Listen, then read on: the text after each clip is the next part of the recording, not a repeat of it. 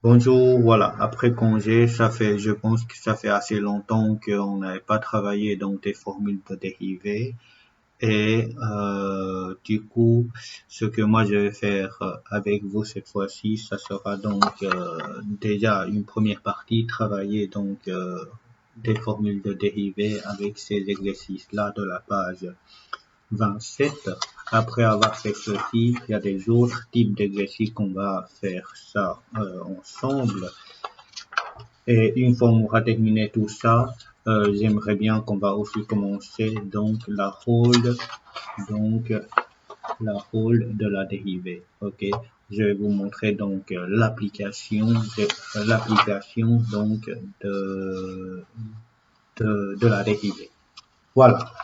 Donc, à la page 26, vous avez une feuille qui reprend quasi toutes les formules que vous aurez besoin. OK?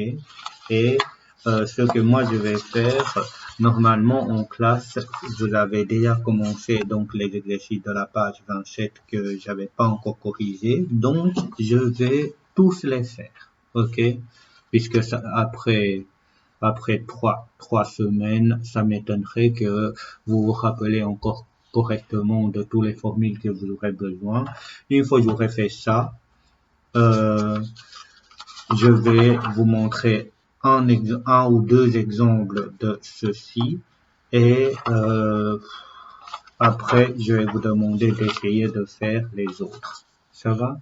Donc, dans un premier temps, moi je corrigerai donc les exercices de la page 27 où on a les énoncés où on doit dériver donc ces fonctions. Les solutions sont là.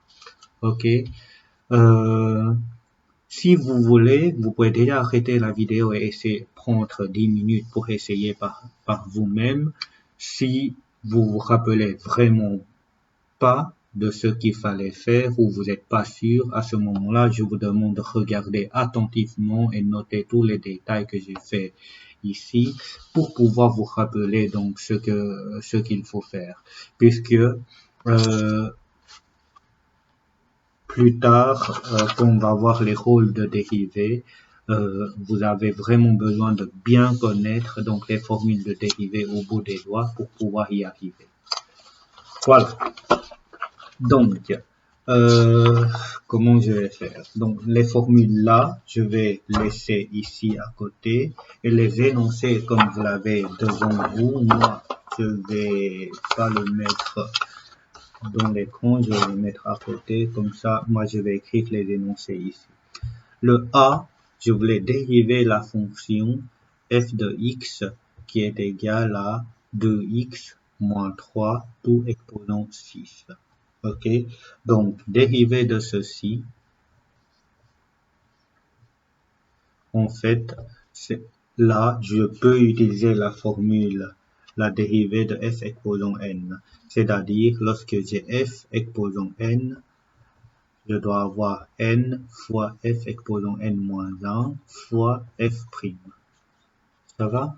Et ici, donc, n, ça sera le 6 fois f exposant n moins 1, bah, ça sera 2x moins 3, tout exposant 6 moins 1, ça fait 5. OK? Sachant que le f, c'était ceci. Et le n, bah, c'était le 6.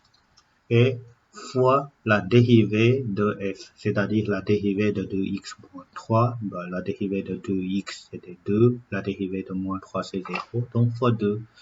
Ce qui fait que la réponse finale, c'était donc 12 fois ceci.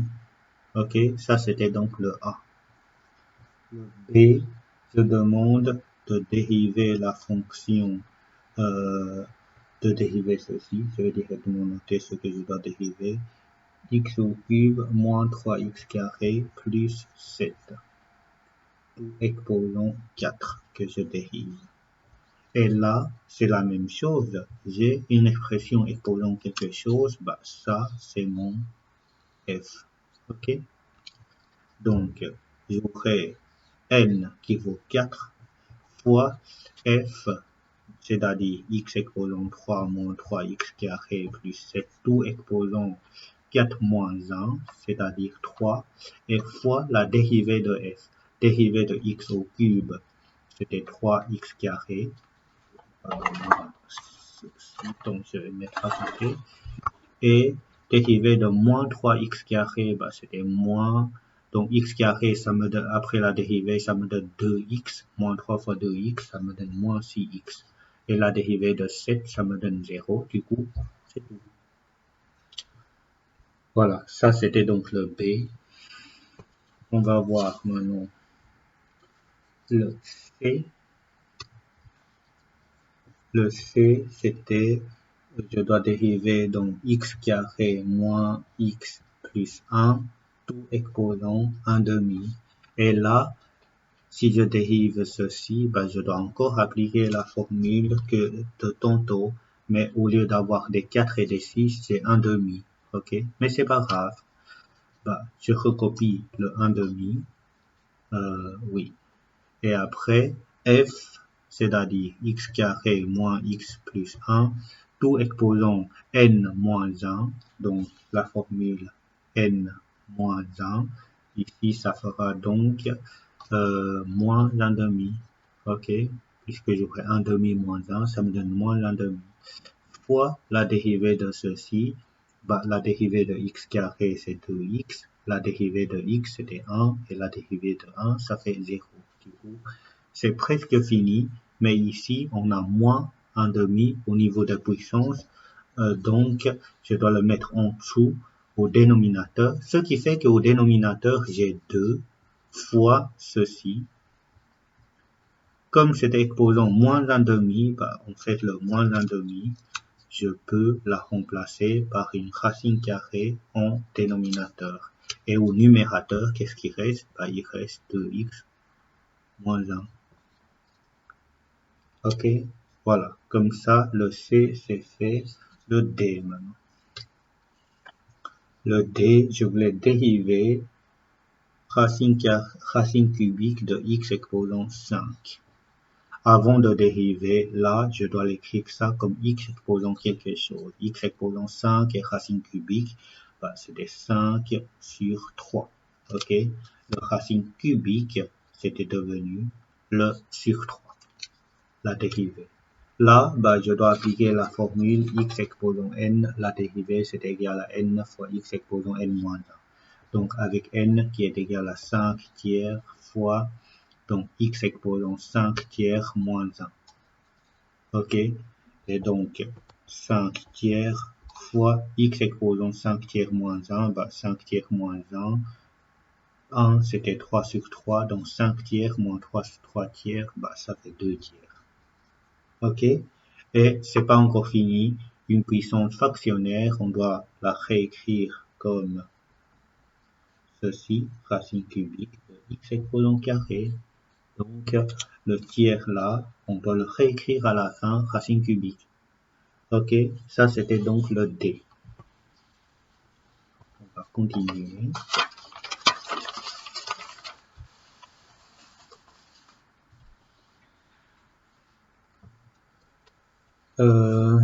Après, il faut faire le E.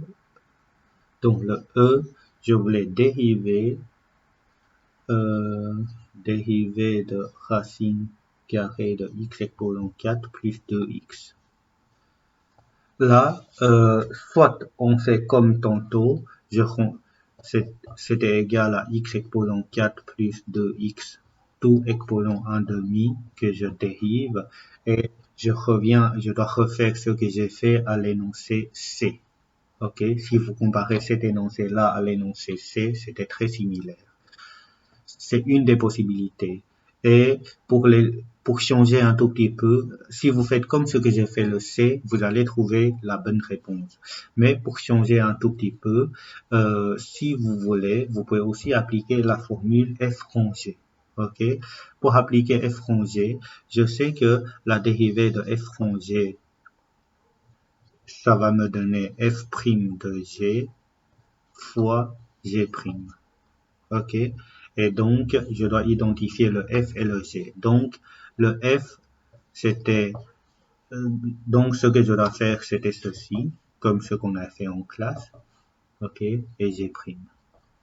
Donc, le g, c'était ce qui se trouve en dessous de racine, c'était ce que je calcule au premier lieu. X exposant 4 plus 2x.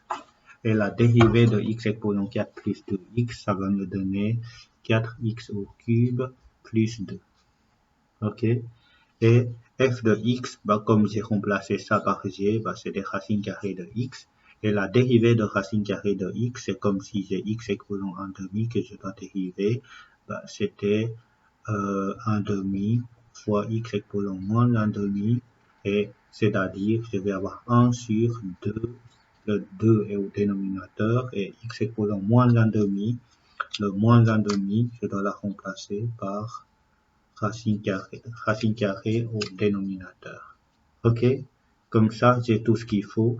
Maintenant, il suffit de remplacer dans l'expression. C'est-à-dire, je vais avoir d'abord f', c'est-à-dire 1 demi, fois racine carrée. Le x, je dois remplacer par l'expression de g. Puisque le x, f' de x, au lieu d'avoir le x, j'ai le g. Plus de x, et fois g', bah g', c'est le y exposant cube sur 2. Et là, pour l'écrire correctement, ceci, on peut le noter ici au numérateur. Du coup, j'ai pas le 1. J'ai 4x exposant 3 plus 2, tout sur 2 fois racine carrée de x exposant 4 plus 2x. Voilà. Personnellement, f rangé, c'est une formule que j'aime un peu moins, puisque c'était un tout petit peu trop long au niveau de la résolution. Mais maintenant, si vous êtes familiarisé avec cette formule-là et que vous n'avez pas envie d'appliquer cette formule-là, la formule ici, ok, vous pourrez faire ceci. Voilà, on a fait le E. Maintenant, on va passer au F. F, donc, c'était la dérivée de cos de x carré moins 2. Et là, la formule qu'on aura besoin, c'est que la dérivée de cos de f, c'était égal à moins sin de f fois f'. Ok, donc ça, c'était mon f. Ça, c'était mon f. Donc, si j'applique la formule, c'était moins sinus de f, c'est-à-dire x carré moins 2, fois la dérivée de f, c'est-à-dire la dérivée de x carré de x, la dérivée de moins 2, c'est 0. Du coup, c'est ça la réponse. Ou si vous voulez l'écrire d'une autre manière, vous pouvez mettre 2x ici devant, donc moins 2x fois sinus de x carré moins 2. Mais ça, pour moi, ce n'était pas obligatoire du tout. Ok? Le G, maintenant. J'aurais besoin un peu plus de la place pour le G. G, donc c'était la dérivée de 4 fois sinus de x sur x au carré. Ok? Là, vous voyez une fraction. Quand vous voyez une fraction, il n'y a pas d'hésitation. C'est cette formule-là que vous devez appliquer. Ok? Il n'y a pas d'autres possibilités pour les fractions. Donc, quand j'ai une fraction, bah, je vais avoir déjà dérivée du numérateur fois dénominateur moins le numérateur fois la dérivée du dénominateur fois tout sur dénominateur au carré. Ok, c'est ça la formule. La dérivée de 4 fois sinus de x, comme c'est un produit, le 4, je recopie. Et la dérivée de sinus de x, la dérivée de sinus de x, la formule est là, c'était cosinus. Donc, cosinus de x fois x carré moins, et là, sinus de x, je ne dois pas toucher, 4 non plus, fois la dérivée de x carré, c'était 2x. Et tout sur x exposant 4 ou x exposant 2, x au carré exposant 2, ça fait x exposant 4. Ok? Une réécriture, bah, là, la première terme, on ne sait rien toucher, on ne sait rien changer, mais ici, 2 et 4, comme c'est un produit, là, vous êtes obligé de les rassembler. Donc, ça fait 8x fois sinus de x, tout sur x équivalent 4. Et quand il y a des simplifications, c'est vrai qu'on devait le faire, mais ici, c'était pas obligatoire non plus. Mais si on sait simplifier, c'est mieux. Ça va simplifier certaines situations, développements plus tard si on a besoin d'y aller plus loin. Qu'est-ce qu'on pourra simplifier? J'ai x carré, j'ai x et j'ai x exposant 4. Là, du coup, je peux simplifier un x partout. Du coup, il reste 1. Et là, il reste 3. OK? Ça, c'était donc la réponse finale pour le G. Il reste encore 3. Donc, le H.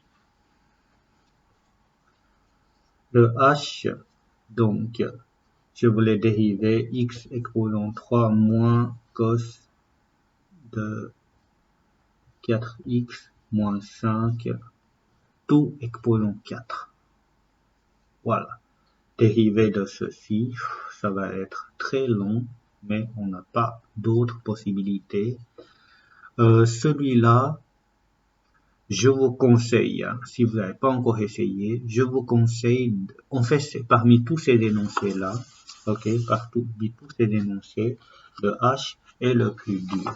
Donc, si vous n'avez pas encore essayé, je vous conseille plutôt d'arrêter la vidéo, prendre 5 minutes pour essayer celui-là. Ok?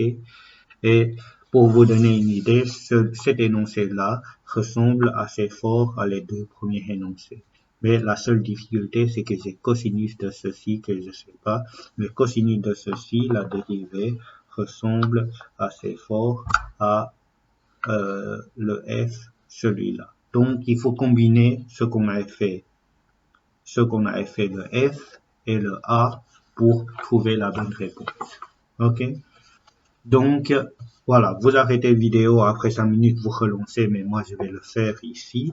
Donc, déjà, la formule, j'ai une puissance 4 sur tout, donc j'ai f exposant 4 que je dérive. Je sais que c'est égal à 4 fois f exposant 3 fois f exposant la dérivée. OK? Donc, 4, oui, bien sûr. Dans ce cas-là, ça, c'est mon f. OK? Donc, j'aurai 4 fois le f exposant 3, c'est-à-dire x exposant 3 moins cos de 4x moins 5, tout exposant 3, fois la dérivée. La dérivée de ceci, c'était un tout petit peu plus complexe. Je vais le noter en dessous. D'abord, quand c'est une différence, la dérivée de x au cube, c'était x au carré, moins la dérivée de ceci. Et la dérivée de ceci, ce que vous devez faire, c'est ce que j'avais fait pour le f. Si vous vous rappelez plus, vous pouvez reculer dans la vidéo pour voir ce que j'ai fait pour le f. Mais sinon, je sais bien que la dérivée de cosinus d'une expression, c'était moins sinus de l'expression fois la dérivée de cette expression, c'est-à-dire fois 4, puisque la dérivée de 4x c'est 4, la dérivée de 5 c'est 0. Et donc, voilà, ça c'est quasi fini, mais maintenant il y a ceci à réécrire correctement. Déjà, 4 fois x exposant 3 moins cos de 4x moins 5, tout exposant 3, fois, ceci je ne vais pas toucher, mais moins, ça donne plus.